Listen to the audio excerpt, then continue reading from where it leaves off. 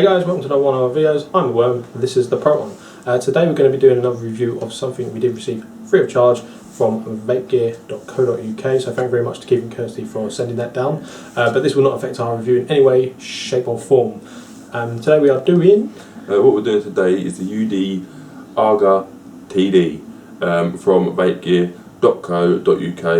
It's a Genesis atomizer designed for sort of dual coils. On your Jenny, we'll go through a few particulars straight away. It is $19.99 on VapeGear.co.uk. They're out of stock at the minute, and this is a pre-production model, guys, so bear that in mind. Finished product will be different, slightly, I'd imagine, anyway, from this one. It's 22mm mod, 1.8 milliliter capacity, Pyrex tank, basically all the good stuff that you want. Stainless steel, on and on and on.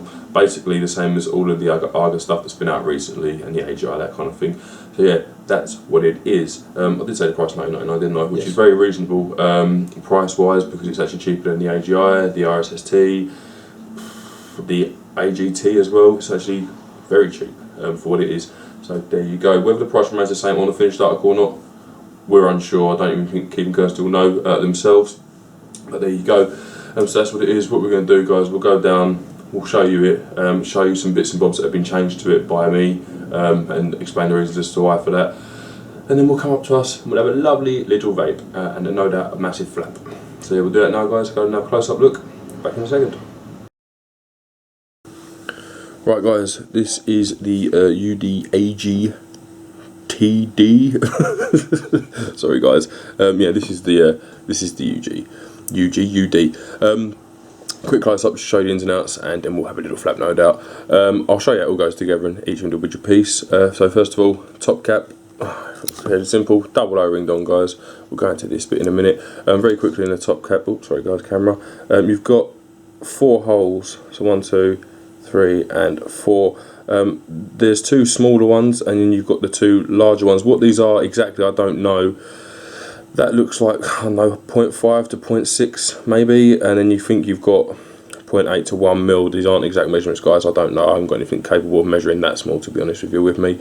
And a quick look inside the top cap. Ignore that little bit of water in there. It's from where I cleaned it.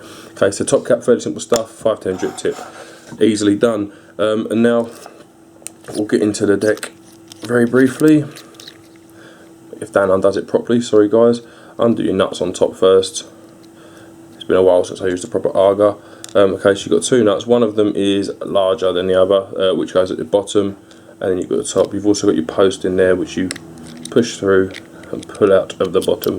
Well, I'll just pull the tank apart, but that post basically comes out like so. So you centre post. Whilst we're here, might as well undo these. Your bottom cap and your adjoining screw-threaded piece of metal go there. I'll go back to those. Okay, so your deck and the inside. It's fairly simple stuff, just an O-ring in there. This is a Pyrex tank. Okay, it's only 1.8mm capacity, but Pyrex tank, so it won't crack under your juices. There's your top deck. As you can see, it's very busy in there. Ignore that blemish there. That was me, and I'll explain that in a second. But you've got fairly simple stuff. You've got your negative and your negative at the bottom here and here. Okay, 2 wick holes, and then your positive will obviously be your centre post, which comes through the middle. With your nuts on that, it'll be your positive. And then you've got your what are we looking at? We've got your fill hole here, which is closest, sorry guys, fill hole here, and then you've got your negative for a silica setup if you choose to do that. And you've also got air grooves cut in the side there. Again, I'll go into those in a bit more detail in a second. And then you've got your O-rings which hold your top cap on. Fairly simple stuff. As we said, the tank is Pyrex. Lovely, lovely stuff. Big improvement over the you had the AGA-T or the T2. Really prefer the Pyrex. It's wicked stuff to have it. And then you've got your bottom cap, which is again fairly simple. You've got your O-ring that your Pyrex sits on top of. You've got your screw-threaded centre post where this fits through, and then standard 510 connection at the bottom with an insulation ring. So we'll put it back together, and then we'll go into a little bit more detail. But to put it back together, it's fairly simple. Screw in your. It's fairly simple. I'll make it look hard, but it is fairly simple. Screw in your post there, lovely stuff. Tank slips on. Take your deck and screw that on as well. Okay, now when you tighten this, I make it tight, but don't try and force that super tight because it is glass in there. Alright, put to serious pressure, it will crack. Now and again this insulation ring will come out when you pull the positive post out. Always stick that back in there before you put the post in. Don't stick it on the post and put it in. It just prevents a bit of damage or possibility of damage. Okay, so then we push that through and we pop it out the top. Fairly simple stuff. I noticed with this, unlike the AGA-TD, the insulation ring on this does seem quite thick at the bottom. It may be the same one, I'm not talking rubbish, but it does seem quite thick, so less chance of it breaking. And then you literally get your bigger of the two nuts, screw it onto your centre post that you've just put through. These are small guys and quite fiddly, there we go. So we get that on now. This is exactly the same setup in terms of centre post as the AGA-TD that we gave away a few weeks ago. And then you screw the top on them. Plonk your top cap on. Fairly simple stuff. Alright, we'll go through quickly, guys. You will receive it like this, okay? Semi-professional today, so we will go through what you get with it. And inside you'll get a bag of spares, okay? Standard with most of the UD stuff. Now you've got a spare fill hole screw, you've got an insulation ring for the bottom, an O-ring for one of the top caps, an O-ring for your body. You've got, it looks like, an O-ring for your connecting centre post, a small nut for the top, no big one, but the small one that goes onto the top of the two, and then a bit of mesh and wire. To be honest with you, the spares that come with these kind of go into a box as and when necessary. For emergencies. For emergencies, for example, my RSST, a lot of center insulation ring on insulator on that, and I borrowed one from the IGO F spares, and it worked lovely. So always good. Now we'll go bit more into this deck. As you can see, it is a fairly complicated setup, so I wouldn't say this is for a novice user by any stretch of the imagination. There is a problem with this deck, well there was. Basically, as I said, the damage to that fill hole here was caused by me, and I'll show you that in a second. But basically you have your standard air paths cut in there, so one there, flip it around 180 and one there. Problem is, if I put my fingers where they are, which is there and there, they're actually opposite the negatives. They're not on the wicks. Okay, so I did wick it and try it like this, just for the sake of trying it like this for the review, and not good. Obviously you want your air holes right opposite your wicks to get the best flavour, the best vapour, and when you haven't got them air holes near the wick, you get astronomical amounts of throat hit usually. So what I did was took it to the workshop and drilled a couple of 2mm holes. One is, let me just see where we are, one is there, okay, as you can see the drill slip, which is why there's a bit of damage to the body, and then flip it around and one is there. So the holes I've drilled are there and there, which are now in line with the wicks where they should be. This shouldn't be the case when you buy this. This is a pre-production. I know that some of them have got this, or our one has got this at least, and I know that there are others out there that do not have this. The air holes are in line with the wicks. So yeah, just be aware of that, guys. When you come to buying the finished article, you probably won't have this issue. I think they've addressed it already because we watched Mark's review and his hasn't got that, but this one has. So yeah, just be aware that it's there, guys. It's not hard to drill it out, although I did manage to cock it up, but the option's there if you have bought one of these and your air channels are off and you're thinking, God damn it. So yeah, that's what we've done. I mean, we didn't have to do that. We was just going to do a review of it as it is, but I could tell you now the vape was going to be crap. So we thought it's only fair to the device to put the air holes where they should be and where they will be releasing them with the air holes, so that we can actually test this device, have a proper vape on what the device should be vaping like, and then report back. As we said in the AGA-W video, these little holes that UD are putting in are really, for me, and Worm, pointless. I mean, Worm doesn't mind a tight draw, I really don't like a tight draw, but on a Jenny tank we both like a looser draw, and even still the bigger one of the two isn't particularly loose. I can see pretty quickly this little one that's about 0.5 mil being drilled out to probably 2 mil, and then the one that's bigger of the two, probably 1.5 mil. But that's our preference, but we'll test it as is, guys. We won't draw holes in the top cap. The only reason we modded this device before testing it is purely because we felt it deserved to have the air holes in the correct location. So that's what we've done. But overall, quite a nice looking little beastie. I'm not going to review this on camera, guys, purely because I don't dual wick Genesis very often, and I don't want to have to do it on camera, to be honest with you. So maybe there'll be an update video where we'll do review this on camera for you to show you how it's done, but unfortunately today is not the day. I'm going to sit here with this and probably swear. So to be fair, guys, there's not many Genesis tanks out there that are dual wicked anyway like this, so it's not very often you're going to come across them. So at the moment, for the people that are using their RSSTs and all that kind of stuff, you don't really need to watch this anyway. This is just to see how the device performs as it is standard. and then if you want to have a go at it, and later on when everyone's got one, if there's a little influx of inboxes saying, show us a rewick, we will do one for you then. Yeah, we'll probably do a rewick anyway, but it will be once we've got to grips with it a little bit. I do want to say, I do like this. I do like this sort of, it's not so much the strawberry seeds that are on the Bravari, but it's more of a drill hole. But a lot of devices do seem to, a lot of devices do seem to be going this way, where it has got that, and it's a simplistic, sorry guys, my phone, has got that kind of blending feature, because a lot of the mods are coming out with this kind of stylising on them. The V Pro we did recently, the Z Max, obviously the Bravari, and several others as well. So it's nice that they're kind of thinking of that. And if you've got a mod that doesn't have this on, to be honest, you're probably going to add something to it. You're not going to go, oh, it doesn't go because it's there, but if it hasn't got it, you might notice. So yeah, up close of the TD, and I'm going to chuck a wick in it, and then we're going to go up to us, and what I would imagine is going to be quite a bit of flapping about it. So yeah, see you in a sec. Right guys, just to prove to you very quickly, I did stick a quick coil or dual coil in this. We've got, I don't know what the resistance is, we'll tell you when we come back up to us. I haven't tested it yet, but it's 4 wraps of 28 gauge on either side. Just a quick, once it gets going, I've got a super wick in there at the minute guys, and it's over wicking, but once it gets going, there we go. So yeah guys, that's very quick. Whilst we are down here, this super wick that I've been going on about on a bit of Facebook and this, that and the other, I'll let you into my little secret if you wanted to try it. Basically, if you watch me do the RSST re-wicking tutorial the other week, I used a 1.5mm drill bit to give me my hole in the middle of the mesh, and I sat there bored one day and I thought, well, as opposed to using a drill bit, moving it out and then putting an Allen key in to give the rigidity, instead I used 1.5mm piece of stainless steel rope, the length of your wick. Wrap it as you would if it was a drill bit to give yourself your hollow in the mesh, and just don't remove the rope. Full length mesh, full length rope, loads and loads of mesh, really big fat wick, nice and tight. Chuck it in there, and it keeps up with everything. So yeah, if you want to give it a go, guys. We'll show you how to do it one day, no doubt. But I thought I'd chuck that out on this, as soon as it's a dual core, and it will dry hit quick if you go low resistance. Hi guys, welcome back up. That was the close-up of the UD AGA-TD. AGA-TD. I had to think then.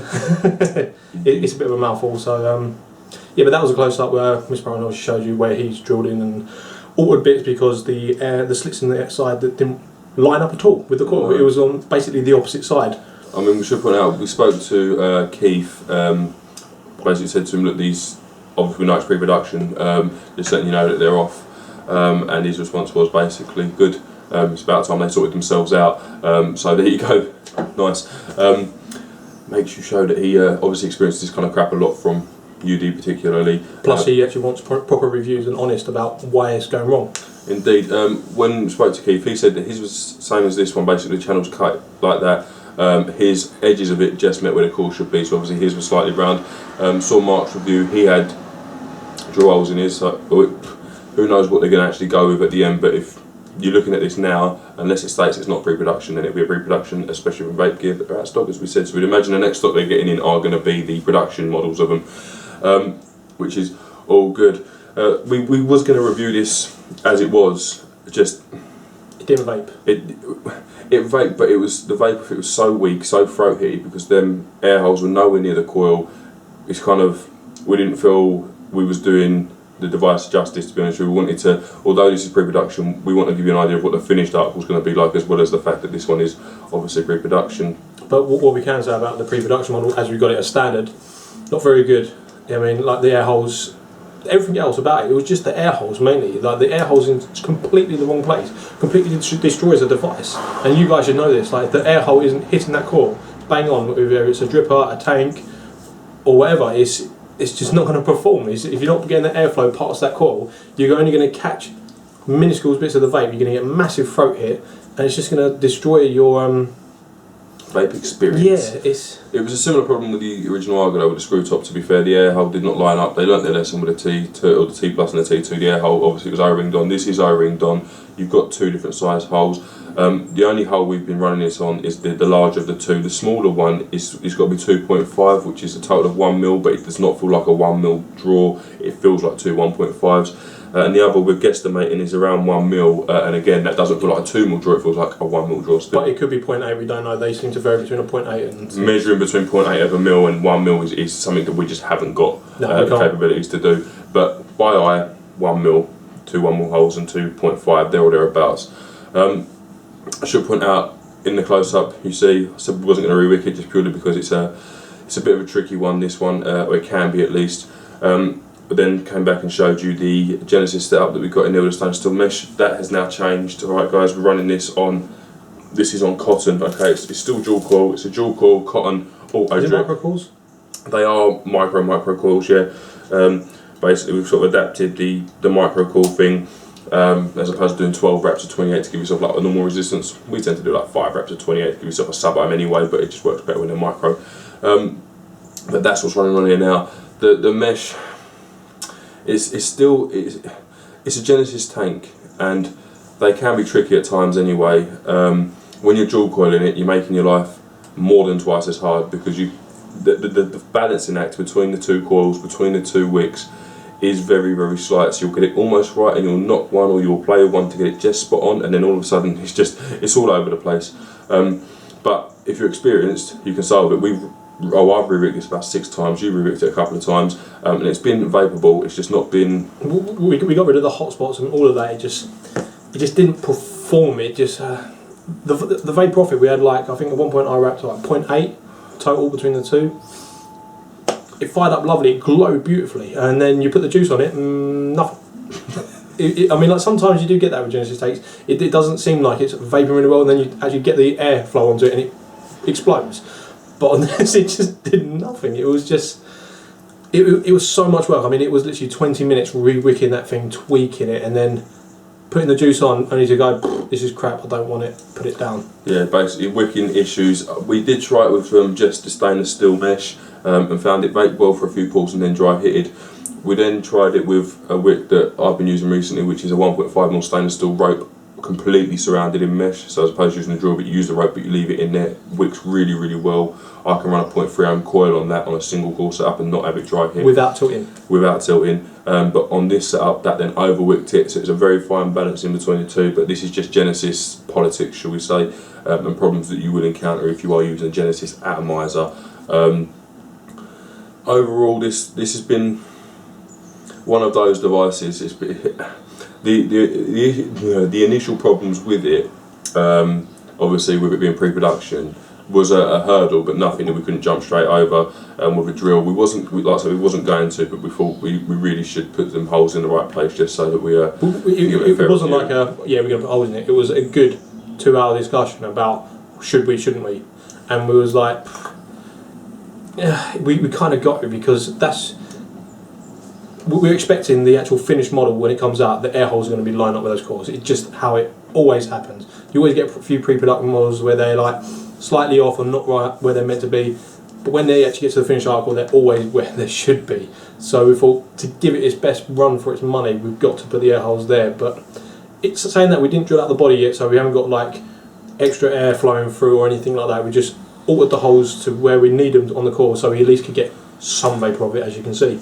So indeed, there are a few issues. I mean, obviously with the cotton setup, I've had to use cotton to bung up them original slots, because even with the holes that we've drilled in the air holes in front, because of the slots that were there that were nowhere near the coil, it was feeding air through the other air holes as well, which meant obviously the airflow was still coming in through there as well as where we drilled it, and we wasn't getting a true vape experience from it. So they've been cotton to block them up. Should we go into a 5-point hitter? Because there's things I want to discuss, but I think we should do the 5-point hitter first and then move on to them bits and bobs. So I think if we do the 5-point hitter first of all, and then we'll move on to the stuff afterwards. Looks of it. I mean, you see it in the close-up, guys. This is, what's this? This is just a drip tip that comes with the K100. Yeah, it's just a drip tip. So without that, on the NEM clone. Take that. Ugh. So just the device itself.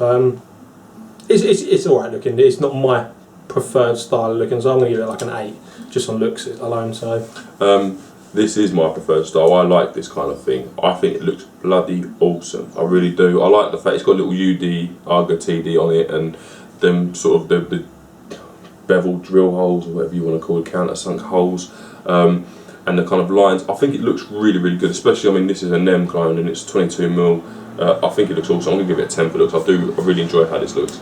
But also, guys, that's going to change on your preference of looks, so, but that's just is for us. Usability is the thing. We'll do usability of a finished article, not pre-production, I think, because... I think we should do both. Okay, do both, yeah. As long as we should do both on this, because we did the pre-production, the usability of it, but it was the same as any other Genesis tank, really. I mean, there's lots of little pieces where you put it together in that. There's lots of screws and little bits that undo. But the usability, once you've actually got it all together in that, like as a whole device, pre-production, because the air holes were in completely the wrong place, you've got to give it like a 4. Just because the vape of it was pants. Once Mr. Proton drilled out his extra holes on the actual wicks, it's about an 8, which is about average for a Genesis tank, I think. It's not like overly hard. Once you get used to dual coiling rather than single coil, which is a whole new skill set, so you can't really add it into the equation, but you've got to bear it in mind, sort of thing. Yeah, it's about an 8. It's on par with all other Genesis tanks. For me, the pre-production, I mean, it's no different to use in the pre-production, apart from the fact that once you had set it all up, you couldn't get a decent vape off it. So the pre-production for me is going to get, bearing in mind it's a Genesis tank, which are always lighter than anything else, pretty much, and then bearing in mind it's a dual core, which again is going to be a knock-on. I'm going to give it, compared to other Jennies like the normal AGA, I'm going to give this a 6 on the pre-production, and it's getting exactly the same on a finished article that's got the air holes in the right place, because that's not really part of usability. The main reason being for this is that the well that you've got there, the well that you've got around it, it's got your air channels cut in to give you your adjustable air feed. It's very intrusive into the build. You've got to get the wires trapped underneath and things like that. It can be very, very intrusive, and obviously bear in mind you'd be putting your wick in and then you tend to trap your negative, or trap your negative, put your wick in, then wrap her around. Just having that well, and it just makes things a bit more difficult. Yeah, that's what I'm giving it for that usability. Maintenance. Maintaining stuff like tanks and that, really, it isn't so hard, because most of it is just cleaning it, maintaining it and cleaning it. So the cleaning side is always a 10, as long as you don't lose the pieces. Just make sure you've got a plug in your sink, or you use a colander like we do. Washing it is going to be easy. It's not hard. You rinse it under a tap, done. The actual building of it and putting your coils in, it is dual coil and it is on a Genesis tank, and they're harder. They are harder than any other dual coil. They just are, because like Mr. Proton was saying earlier, you tweak one comes loose. You tweak that one back, that one comes loose, and it's a constant fighting battle between the two. When you do finally get it, it can be an absolute amazing vape, but getting it there it's a pain. I'm not saying that people want to sit there 20 minutes of the day every day that they recoil this to do it. So maintenance on this thing, it's not going to change, because the air holes was the only thing that changed on pre-production, and as it is now, just because it's dual coil, I'm going to say it's like a 6. Maintenance for me, I mean, as well as cleaning it out, it's no harder than cleaning out an AGA. Okay, the build is pretty much exactly the same, apart from you've got one more negative screw. Apart from that, it's exactly the same. So maintenance, in terms of usability and cleaning, it's the same as it would be for an AGA. In terms of build, though, it is going to take a knock in comparison to an AGA. I mean, I do dual coil Genesis tanks a lot, but I tend to dual or triple coil around one wick as opposed to using 2 individual wicks. I could re-wick my RSST and dual coil that on a mesh setup in 5 minutes. This, with the tweaking, 20 minutes, there or thereabouts. It is not as easy as a lot of other tanks are, but then most tanks aren't designed to do dual coils. It's one of them, you give it one hand and you take with the other. If you want a dual coil set up and you want 2 individual wicks, then, well, I suppose you could just do a U-wick as well. I suppose it still counts as one wick, I suppose, for 2 coils. Then yeah, you are going to have to sacrifice something for it, and the usability or the ease of build is always going to be what you're sacrificing. I'm going to give it a 7 for what it is. I think if you're purchasing this, and you are looking at purchasing this, guys, even if you're experienced, expect it to be a bit of a pain. Buy it knowing that you're going to put the work in. It's just how this device is. And you're probably going to have a few days where you can't deal with it and have to put it down. What's next? Well, usually it'd be flavour and vapour, or build quality and price. We tend to do that on. I think because it's pre-production, we should do build quality. Yeah. Build quality on this one. Pre-production.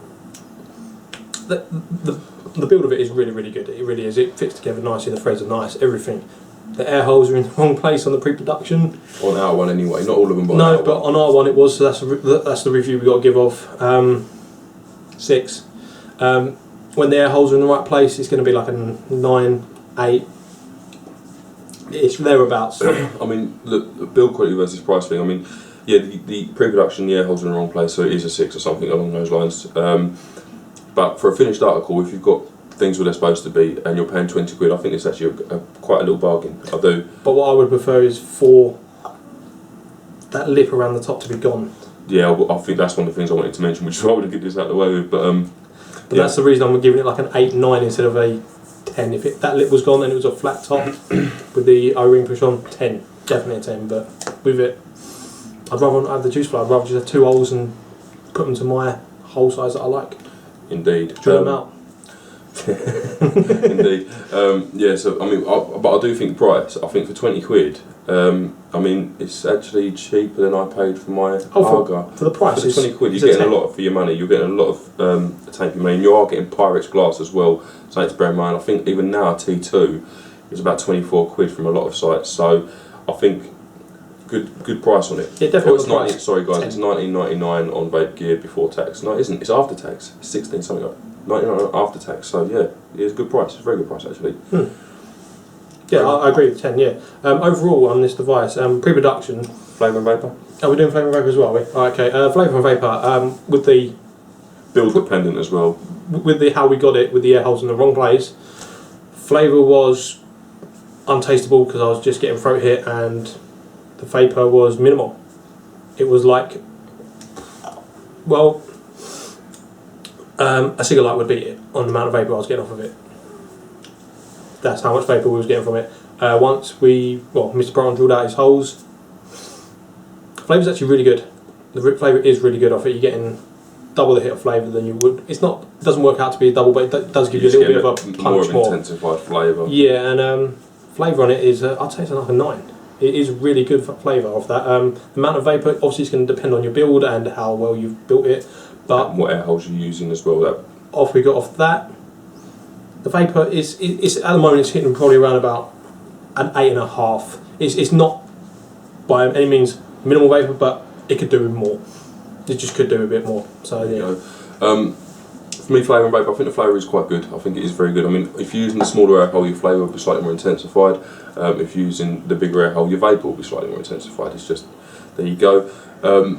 But flavour for me is going to get a 9, and vapour, depending on your build, is going to get an 7. And I'll explain why. The vapour coming off is plenty. It is plenty. It is, compared to sort of something with a fixed air feed, it's like a 9.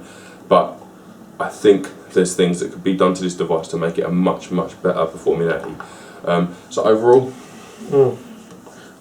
pre-production, you got to take into those how we got those air holes. They were pants. So as we got it, it was pretty much unusable. It really was. I mean, it's you wouldn't pick it up over a C4. You just wouldn't. It was the flavour and the vapour of it was just terrible. The throat hit was astronomically high, and I don't feel throat hit. For me to get throat hit, put it down, put it in the bin, whatever. As we got it, 2. Just because it is a Genesis tank and it is well built, but that's it. After we Miss Brown drilled out the holes, overall, once you get a good build in it, it's like a 9.5. It really is. I mean, it could be doing with tweaking to get those air holes a little bit bigger, so just to get the airflow a little bit more, and that would be a 10. But as it stands at the moment, as it is at the moment without drilling the body, which we didn't do because of the review, 9, 9.5. Overall for me, pre-production it's pointless. I think the pre-production marks we're giving them because that's what we've got, but realistically we're trying to review a finished article for you because you're not going to be buying a pre-production if you haven't already got one. Okay, so pre-production, although irrelevant, this pre-production for like me and us, I'm still going to give it a 7 purely because we look at devices now.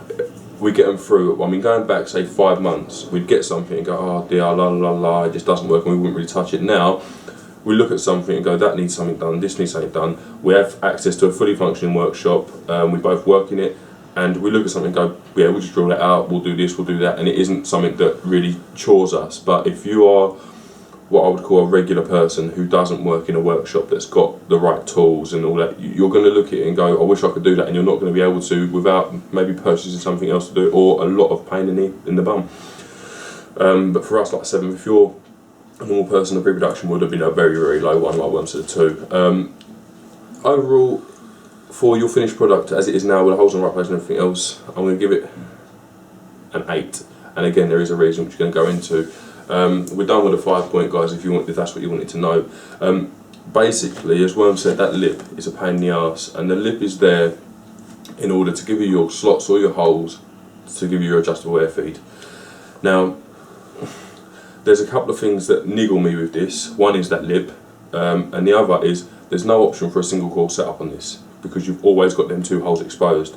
Now, my philosophy is, if you've got an adjustable air feed, why not make it very adjustable? Why not make it so you can have it very, very tight or incredibly loose? Because I like Jenny's loose, Worm's the same. My RSST's got 2.5mm hole in it, and I find it lovely. That's the kind of 2mm minimum really on the Jenny, for me anyway.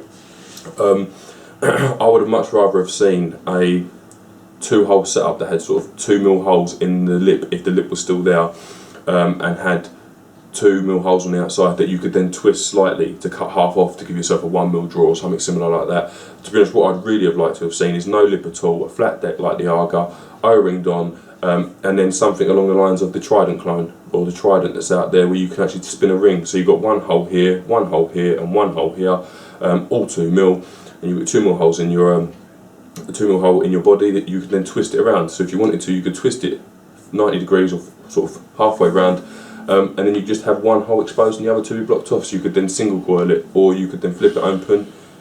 Maximum would be 2 2mm holes for a dual coil. You could half close them, it'd be sort of 2 1mm holes for a dual coil. That, I think, would be a step in the right direction in terms of adjustable air feed. If I buy something that's got an airflow control, I want it to be really controllable, not just 0.5mm holes or 1mm holes, that kind of thing. Because honestly, once this review's done, them small ones are getting drilled straight out. The only reason we haven't is for the review. Alright, them small ones will be going to 1.5 to 2mm each.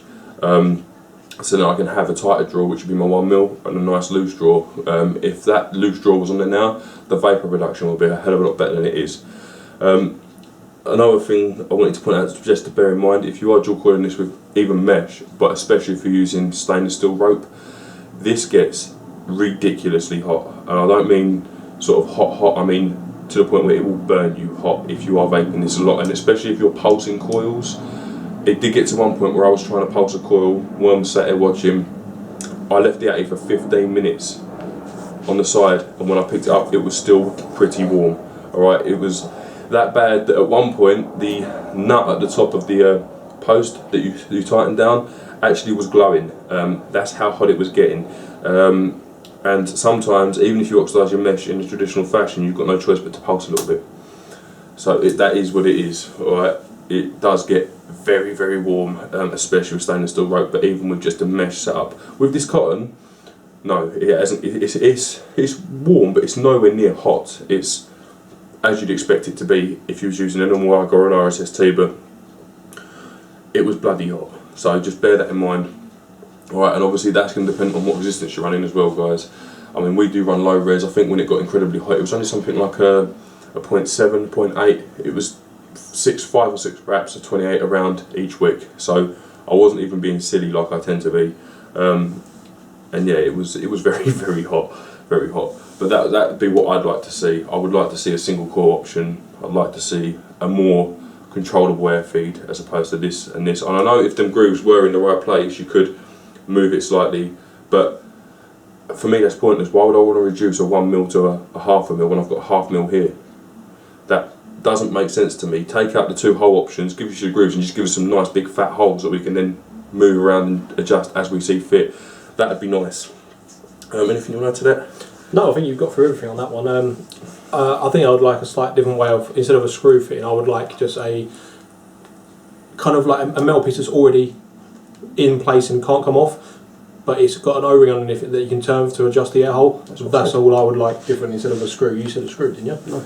That's what I said. It's like basically one of these rings. If that Yeah, ring was narrower, you then have an adjustable on the outside. There are several ways that even with the lip, if they just got rid of the 2 holes here, if they're not going to give you a dual coil option, which they haven't here, make it just 2 holes in the body, but make them bigger. Make them sort of 1.5, 2 mil, and then you can still use what's there. Basically, just change the top cap and slightly adjust it. And being UD in particular, that it won't be long before there is a version 2 and a version 3 and a version 4.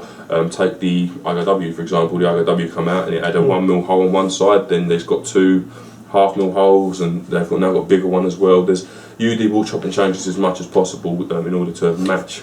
I would like kind of a more of like just a smooth finish as well. Maybe a different version where it just looks completely flush. Flush. Oh, on the outside.